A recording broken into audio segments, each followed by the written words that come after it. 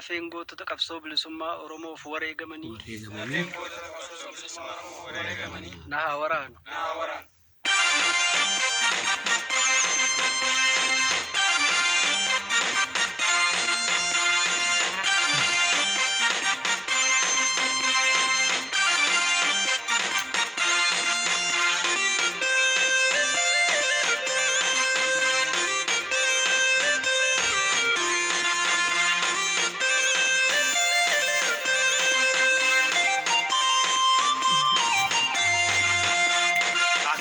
Kayoda bakenya galmangenya jenne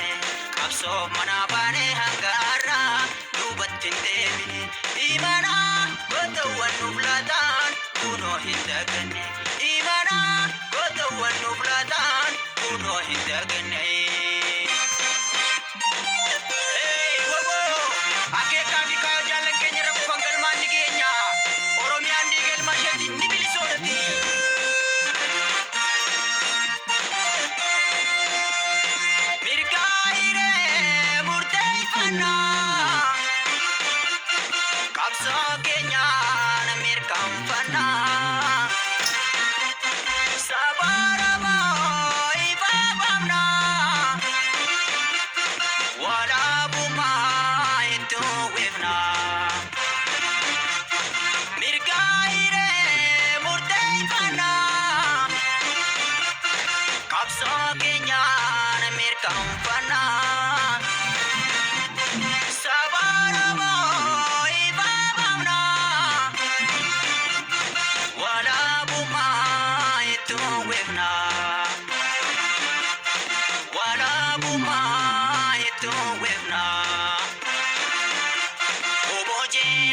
Umanyora modis nutis banen kapsombo sonati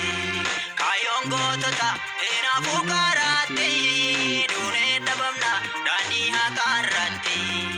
obojera umanyora modis nutis banen kapsombo sonati kayongo tota ena fukarati dune dabamna dani hakarati kayongo tota ena fukarati dune dabamna dani hakarati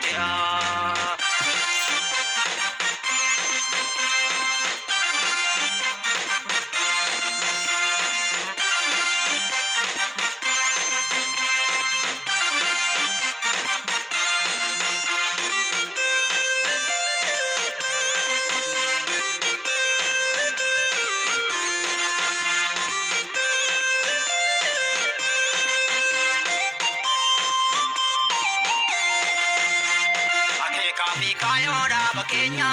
galmangenya jenne kapso mana bane hangara dubatin devine imana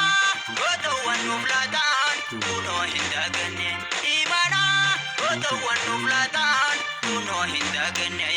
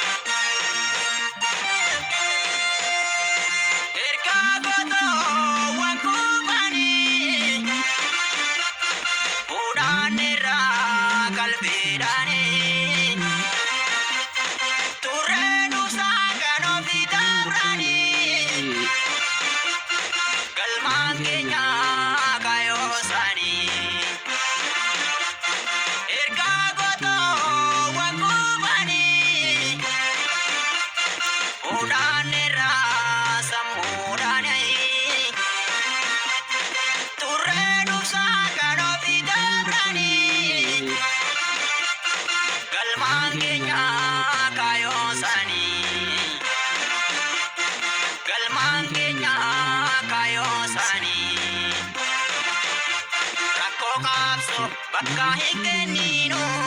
belafdemo kasanjil befano olola dina dubatin devino di falmana falma hillakeno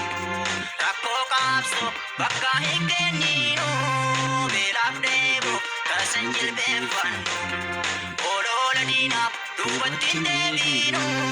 di falmana falma hillakeno olola dina duubattiin deebiinu ni falmaanna falmaa hin laafkennu olola diinaaf duubattiin deebiinu ni falmaanna qabsoo hin laafkennu.